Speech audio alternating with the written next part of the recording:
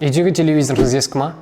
Смарт ТВ жоқ та, бірақ әлі жасап тұр, ауыстырғыңыз келмейді. Ну или просто тупо новый телевизорге ақша жоқ. А телевизормен YouTube қарағың келеді, я. Түсінем, ең дұрысы, ол проблеманың шешімі ол мына TV Box H96 mini 2 гигабайт оперативка және 16 гигабайт ішкі жадымен. Мына кішкентай сырттай ойыншыққа ұқсайтын құрал сіздің телевизорыңызды нағыз смарт ТВ қылып береді. Әрине енді просто прям топовый, өте мықты нәрсе деп айтпаймын, өйткені нарықта бұл модельден де мықты түрлер бар. Нашар түрлер де бар.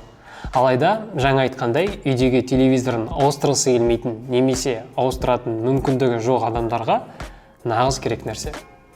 Айта кетер ақпарат, мен бұл TV Box-ты мобильный рай магазиннен алдым. Ақтау қаласындағы ең арзан магазин десек болады. TV Box-тар 12, где-то 14 мың теңгеден басталады. Мендегі модель H96 mini, айтарлық орташа сегментке жататын модель. Бұның нарықта 1 гигабайт оперативка, 8 гигабайт жады және 4 гигабайт оперативка, 32 гигабайт жадымен модельдер бар.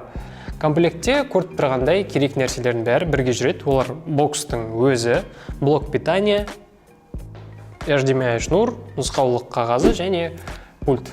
Пульт айтарлық өте компактны жасалған, қолда ұстауға ыңғайлы. Смарт ТВ пульттарына кішкене ұқсап істеген екен. Артық кнопкалар жоқ, ол енді қазіргі таңда жақсы ма, жаман ба білмеймін, кімге қалай ыңғайлы. Бірақ маған мысалға текст тергенде бұл пульт сәл ыңғайсыздау болды. Бокстың өзі кішкентай, телевизор қасында айтарлық көзге түсетіне орын алмайды. Такой андай беспалевна білінбей тұрады. Ұзындығы сондағы 9 сантиметр, өзінің пультінен де кішкентай, көріп тұрғандай. Корпус пластмассадан жасалған, салмақ деп айтатындай салмағы жоқ. Артында разъем питания, Ethernet. Егер де интернетті Wi-Fi мен емес, тіке қосқыңыз келсе, ондай мүмкіндікте жасалған бұл бокста. HDMI телевизорға қосылу үшін және оң жағында 2 USB 2.0 разъемы бар. Флешка қосу үшін, бірақ қаласаңыз тіпті мышка мен клавиатураны да қоссаңыз болады. Ондай мүмкіндікте жасалған. Енді боксты қосайық. Алғаш қосылуы осылай. Көріп тұрғандай бастапқы парақшасы ничего так, былай нормально, прям күшті деп айта алмаймын. Дизайн жақсы жасалған. Оннан 6 деген баға бере аламын. Мұнда стандартты YouTube бар, Google Play, басқа да бағдарламалар қондырсаңыз, браузер интернетке кіру үшін, бағдарламалар, программы, приложение яғни, доступ к файлам және настройки. Төменде плюс батырмасын бассаңыз, қондырылған бағдарламалар және болашақта қондырылатын бағдарламалар осы жерде тұрады. Соларды осы плюс арқылы бастапқы экранға мысалы былай шығара аласыз. YouTube енді артық әңгімесі спокойно жұмыс істейді. Қалағаныңызша кез келген видеоны қарай аласыз. Тіпті 4К функциясы да бар. Бірақ енді әрине ескі телевизорде ол болмайды, конечно. Бірақ TV Box-та бұндай форматтың болуы негізі қуантатын нәрсе. Ең басты минус бұл бокстар 4К видеолардың бәрін қоса алмайды, кейде тіпті мүлдем қоса алмайды. Хотя қазір 4К кімге керек? Әлі ондай заман прям келген жоқ. Солай емес пе? Енді прям керек болса, енді ақшамыз болса 4К телевизор аламыз ғой, әрине.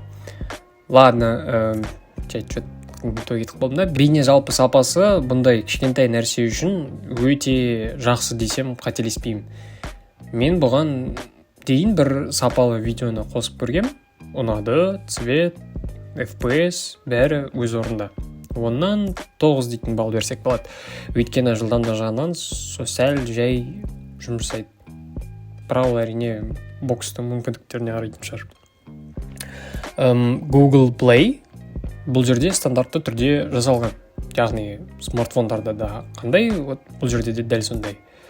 Ойындарды да қондыруға болады. Мұнда енді барлығын деп айта алмаймын. Кейбір ауыр ойындарды көтере алмайды әрине. А вот жеңіл ойындарды бокс спокойно көтереді.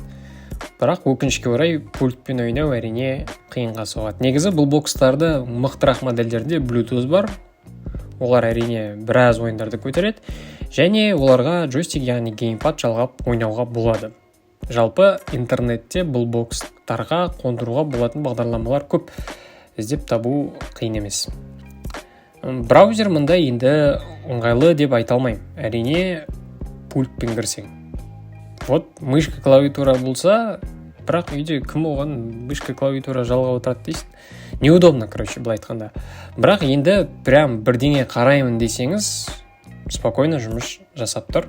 Смело кіріп интернеттен бірдеңелер қарай берсеңіз болады.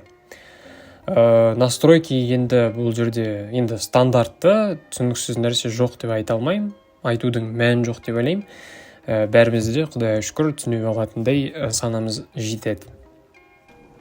Жалпылама баға беретін болсам, бокс негізі ыңғайлы.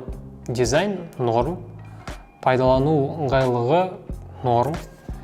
Үйінде жалпы интернеттің жақсы болса, үйде жатып видео кино қарауға енді дәл нәрсе. Смарт ТВ-ға альтернатива ретінде енді сөзсіз жақсы құрал. Енді прям күшті, мықты жасайды деп енді айта алмаймын. Өйткені видео басында айтқандай, әлсіз модельдері де бар, бұның мықты модельдері де бар. Бағасына, өз қалтаңыздың ретіне, жағдайыңызға қарай, қарайсыңдар ғой. Әзірге осы сіздермен бірге болған Мырзабек Нұрсұлтан, қазақша обзор. Видео пайдалы болса, лайк басып, пікір қалдырып, жазыла кетіңіз.